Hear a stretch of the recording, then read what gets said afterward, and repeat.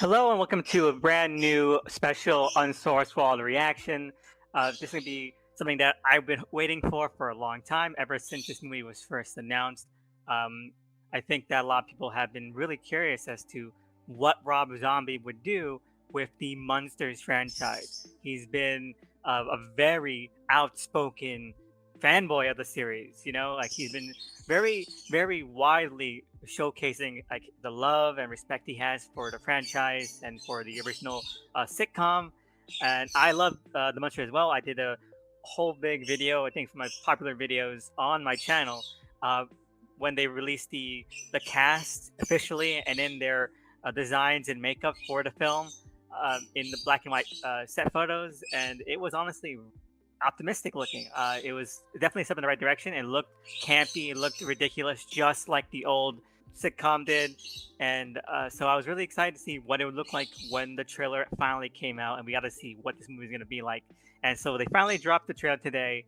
And I have to say, it looks exactly what I was hoping it would be, and a little bit what I was hoping it wouldn't be, but very sparsely. So let's just get into it. Let's press play and see what it looks like.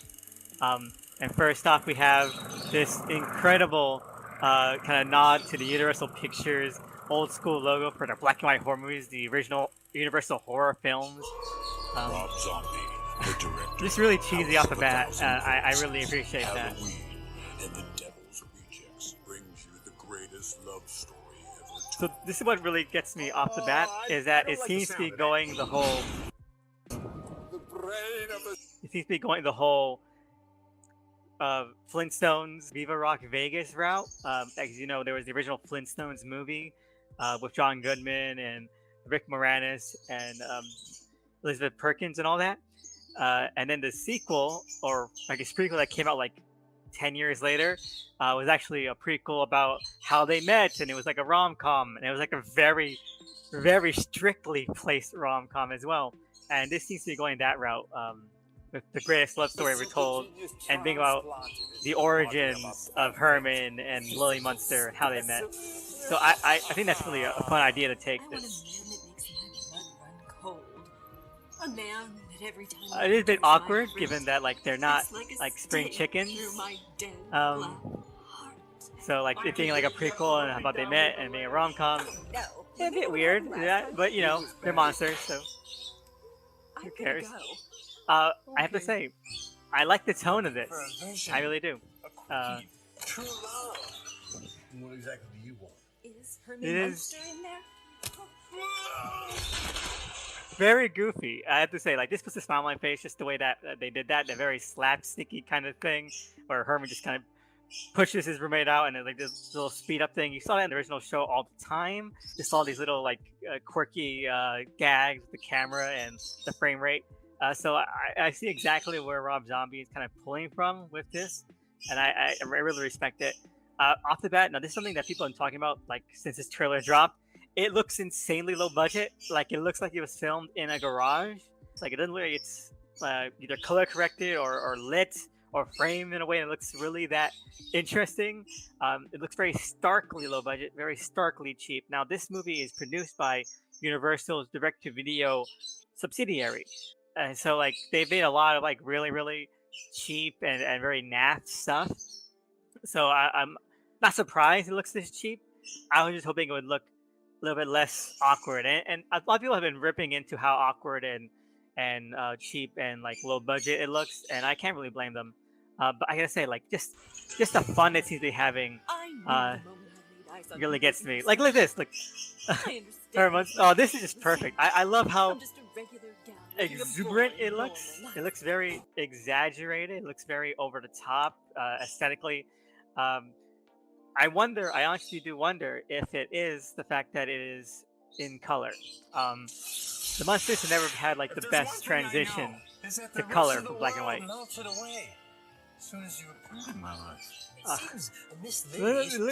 It's again, look at this, like Sonny and Cher.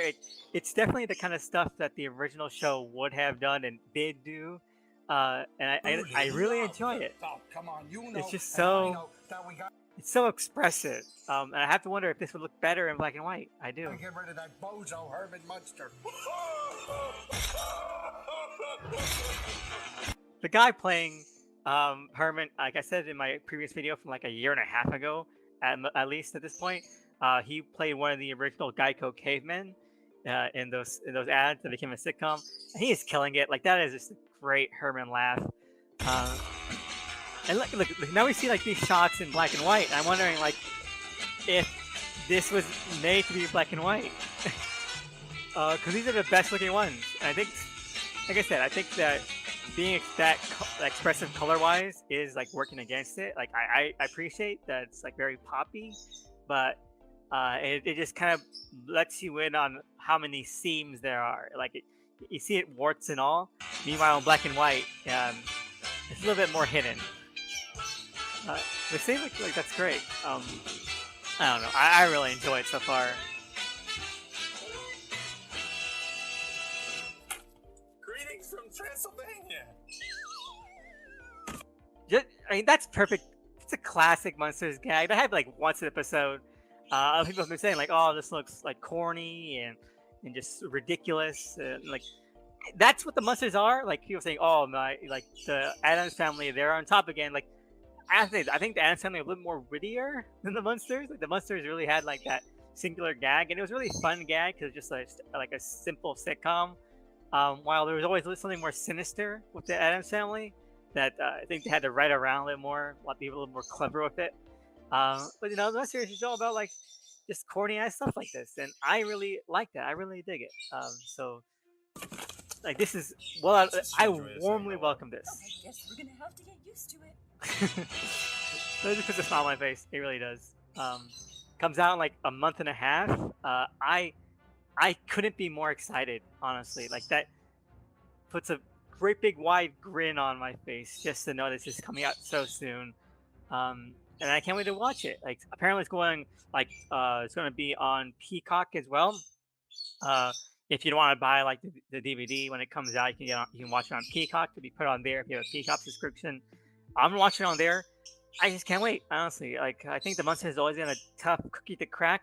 So this would be like the third or fourth time they're trying to bring the Munsters back, and I hope it succeeds. It looks like it's gonna be a lot of fun. Do I wish it looked a little more high budget? Yes, of course. But for what it is, a direct-to-video like cheap like knockoff cash grab on Universal's part, Rob Zombie seems to be putting a lot of effort into it, and I admire that a lot. Like Sherry Moon Zombie seems to be like really trying to do her best here. I think that Sherry Moon Zombie is great in specific roles. I thought she was really good in The Lords of Salem, and like at least she's putting on like a character here, and not just kind of walking through it, which is great. I think they're all doing a great job. The guy playing Grandpa, Daniel Roebuck, he's doing an awesome job as Grandpa. He's probably the most pitch perfect out of all the cast. The guy playing Herman, warm and like funny and expressive.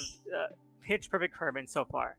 All right, so this is a little bit of an addendum I recorded just right now, but I did some very quick and cheap black and white transitions of some scenes from the trailer. Here are a few screenshots that I made up that I think really prove my point that what's really working against this film visually is the fact that it is in color, that it is so starkly neon and like gaudy. It just makes it seem a little more cheap than it usually is. I think that with the original Munsters show, it being black and white really helped it along. In some of the colorized Munsters movies, it just got a little bit weird because they had made Herman like really sort of pastel blue and all that kind of stuff. It just wasn't that seamless looking. So I think that the black and white sort of aesthetic really helps kind of pave and smooth those rough edges over. And just by looking at these small little screenshots that I've done just like very quickly, like just putting like a very simple black and white effect on the trailer in my editing program, I think they look 1,000 times better. So fingers crossed, you know, that that when this comes out, either someone makes a fan edit with black and white kind of like feature, or that Universal, you know, comes to their senses and releases a black and white edition. It wouldn't be that hard, I don't think. Hopefully not. It wouldn't be that hard. I think it captures more of that charm. So again, fingers crossed, and hopefully it all turns out for the best. So overall, I'm excited. I do know it's like insane low budget looking, very cheap looking, but as long as it brings like laughs and the warmth, I'm all in. So fingers crossed. Thank you so much for joining me in this video. Let me know what you think. Let me know what your thoughts are on the trailer below. Like, comment, subscribe, and see you again next time. And fingers crossed when this comes out, that turns out to be a worthwhile endeavor.